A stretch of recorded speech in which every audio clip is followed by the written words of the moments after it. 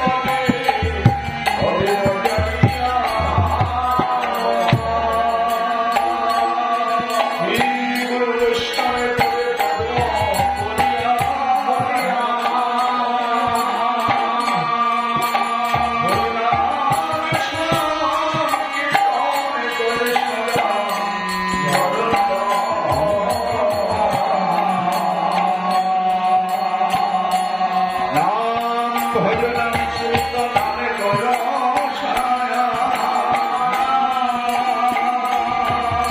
এই হরিনাম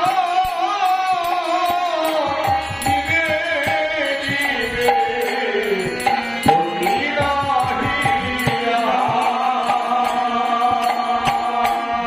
হরে হরে হরে